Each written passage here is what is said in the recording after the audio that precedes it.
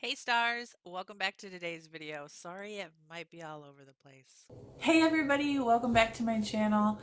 I'm Nasine, aka Keto Mom. If you're new here, my hair is a hot mess. I had it in a ponytail all day for work. Don't mind it. I'm fasting today, so I might be a little cranky.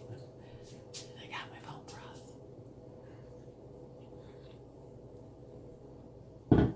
It's the best freaking thing I've had all day. So basically today's video, I just wanted to talk to you guys a little bit about keto. There's a lot of people who don't know what keto is. There's a lot of people who have just started keto. There's a lot of people who have heard about keto and they are doing other diets and they don't really know what exactly keto is. And I'm not a professional. Get down. And my dog just stole food. Okay. As I was saying, I'm not a professional on keto. I know what I know because I did research. The first thing that I looked up when I wanted to know more about keto was, what are macros? Do you track your macros?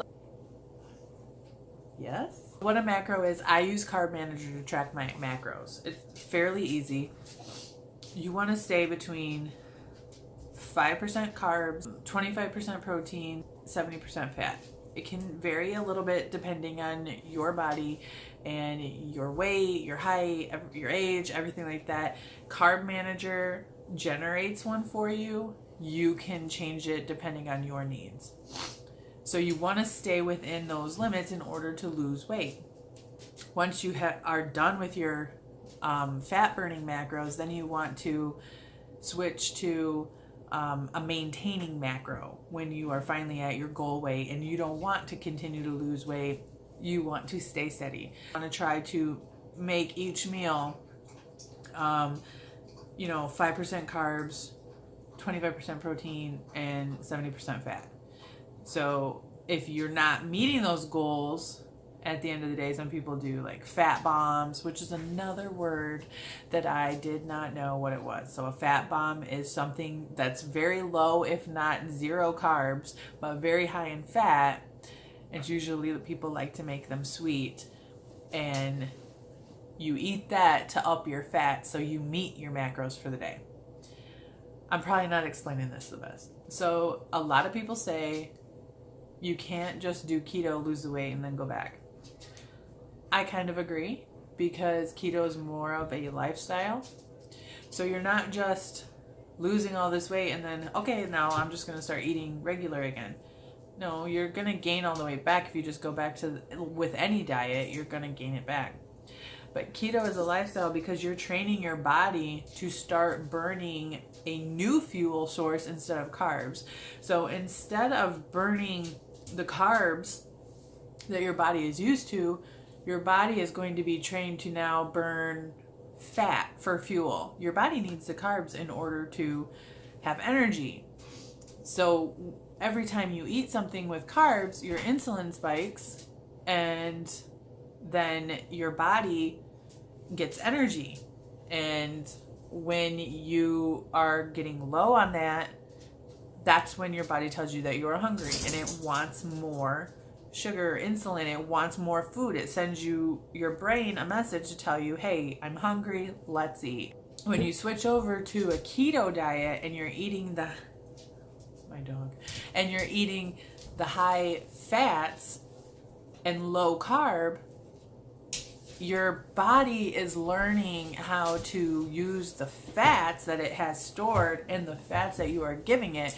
Because it's not getting very many carbs, it starts, your body starts producing ketones, and then your body starts burning the fat instead of carbs. It still burns the carbs, but you're intaking such a small amount that it learns that, hey, I'm getting this now, so I need to use this in order to survive. This is what I'm switching to. This makes me feel better, and I have a ton of this, so I'm switching to this. So your body becomes trained to switch over to the fat to use it for fuel.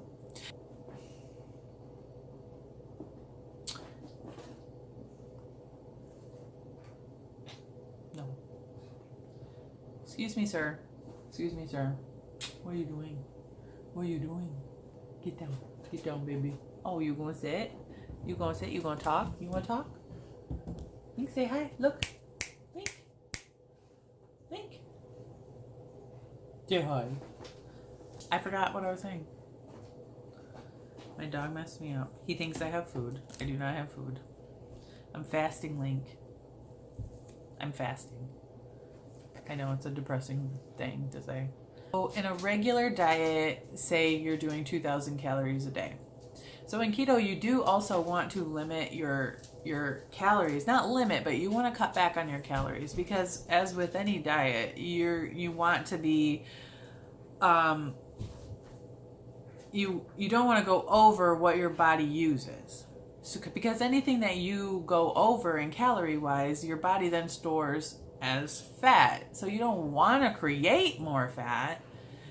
Every day you're feeding your body fat to use, and then when it still needs stuff, it starts taking the fat from your body and using that fat, and that's why you're losing weight on keto. It's eating that fat. It's a hungry little monster that's eating your fat. That was weird. So, like I said, when you go over calories, your body then turns that into fat, because your body didn't use those. You didn't burn those calories. You didn't exercise them away. Your body turns them into fat. My mind is so scatterbrained. So on keto, you do want to cut back a little bit on your calories, because then you're not going over, it's not storing any extra fat, and it turns out just right. I don't know where this video is going. I feel like I'm going to get criticized and be like, that's wrong. Intermediate fasting. I haven't eaten since yesterday at dinner, when I had... What did I have yesterday? I had rotisserie style chicken and mashed cauliflower and cottage cheese.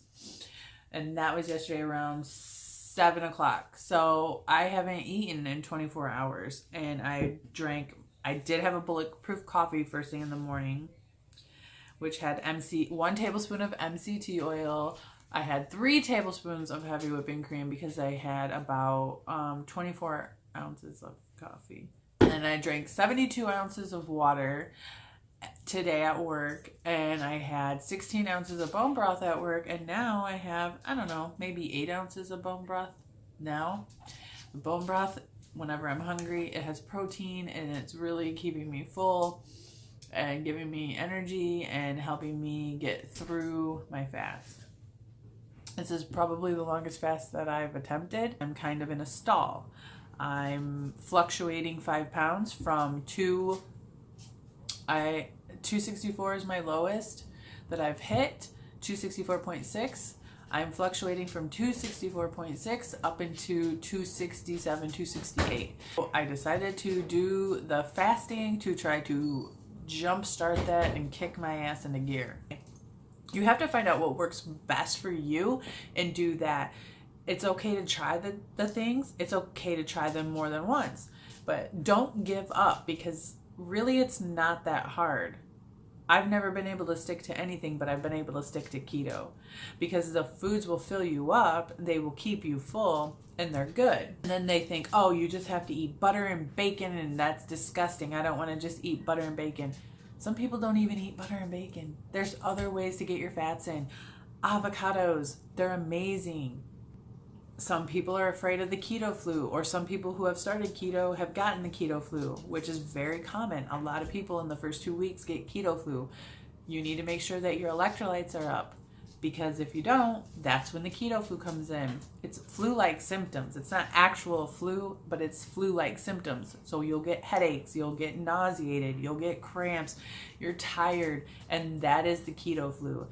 Your sodium is down, your electrolytes are down, and when you start keto, you lose a ton of water, right? You lose a ton of water weight, because carbs hold on to water. So you're losing all that water, and in that water is your sodium. So if you're not replacing that, then you're low on it, and then you start getting all those symptoms of losing sodium. So pink Himalayan salt, you use that on your foods, that has minerals in it. It's good for you. That helps keep your sodium up. Eat a pickle. It has a lot of sodium.